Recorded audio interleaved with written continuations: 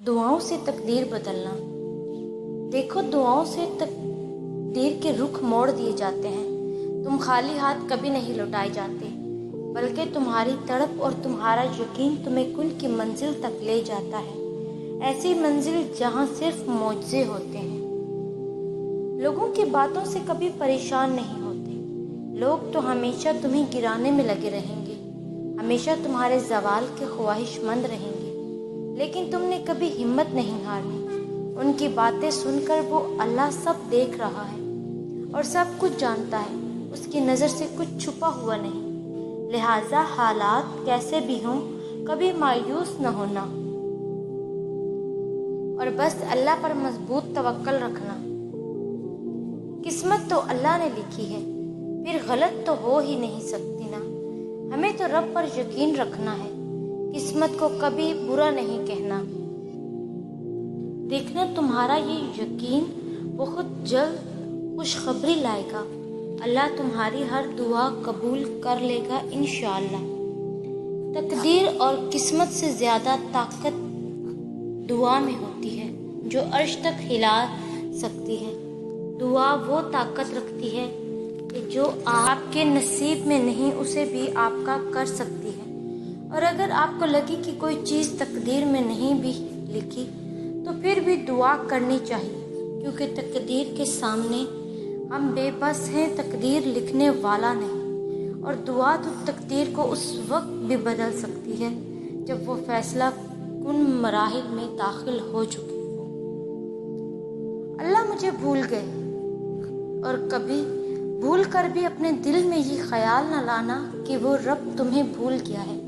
کیا تم خود وہ وقت بھول گئے جب تم کمزور اور ناتواں سے اپنے والدین کو سونپے گئے تھے؟ تو جس اللہ عز و جل نے تمہیں اس وقت تنہا نہیں چھوڑا، تو وہ کیوں کر تمہیں تمہاری اس آزمائش میں تنہا چھوڑ سکتا ہے؟ وہ تو ہر پل ہر گھڑی تم پر اپنی نگاہیں کیے ہوئے ہیں، پھر آخر تم کیوں اس قدر مایوس ہو؟ زندگی کے بہت سارے اسباق میں سے ایک سبق یہ بھی سیکھا ہے میں نے کہ جب ہم اللہ پر چھوڑ دیتے ہیں معاملہ، تو وہ رب ایسی ایسی جگہوں سے نوازتا ہے کہ انسان حیرت زدہ ہو کر سوچتا ہے کہ یا اللہ، میرے صبر کا اتنا اچھا صلہ۔ ہم لوگ یہ سوچنے لگ جاتے ہیں کہ جس نے برا کیا اس کے ساتھ کچھ ہوا ہی نہیں۔ یہ نہیں دیکھتے کہ اللہ ہمیں دنیا میں کیا کیا دے رہا ہے اس کے بدلے۔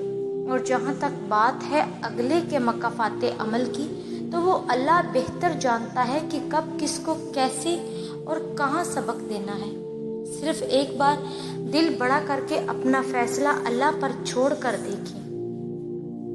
جب آپ کو کوئی راستہ نظر نہ آئے، حالات بالکل ناممکن لگیں اور راستہ تنگ نظر آئے، تب اور بھی زیادہ یقین سے دعا کرنا، کیونکہ یہی وہ وقت ہے جب سب سے زیادہ ہمارا صبر آزمایا جاتا ہے، اور اس کے بعد ہی ہماری دعا قبول ہوتی ہے۔ اور ہم نے جیسے باقی امتحان پاس کر لیے، اسی طرح اس امتحان میں بھی کامیاب ہونا ہے، اللہ پر توکل رکھ۔ ہمارے نبی صلی اللہ علیہ وآلہ وسلم کی ایک حدیث ہے، حضرت ابو ہریرہ رضی اللہ عنہ سے روایت کرتے ہیں کہ رسول اللہ صلی اللہ علیہ وآلہ وسلم نے فرمایا، اللہ فرماتا ہے، میں ویسا ہی ہوں جیسا میرا بندہ مجھے سمجھتا ہے، یعنی اس کے لیے وہی کرتا ہوں جو وہ سمجھتا ہے میں اس کے لیے کر سکتا ہوں، اور اگر وہ مجھے یاد کرتا ہے تو میں اس کے ساتھ ہوں، اگر وہ مجھے اپنی ذات میں یاد کرتا ہے تو میں بھی اسے اپنے اندر یاد کرتا ہوں، اور اگر وہ مجھے لوگوں کی ایک جماعت میں یاد کرتا ہے تو میں ان سے بہتر جماعت میں یاد کرتا ہوں، اور اگر وہ مجھ سے ایک دور بھی قریب آتا ہے تو میں اسے ایک ہاتھ قریب جاتا ہوں، اور اگر وہ مجھ سے ایک ہاتھ قریب آتا ہے تو میں اس کے دو پھیلے ہوئے ہاتھوں جتنا قریب جاتا ہوں، اور اگر وہ چل کر میرے پاس آتا ہے تو میں دوڑتا ہوا اس کے پاس جاتا ہوں۔ صحیح بخاری 7405۔